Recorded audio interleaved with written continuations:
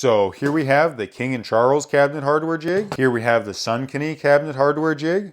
And here we have the True Position cabinet hardware jig.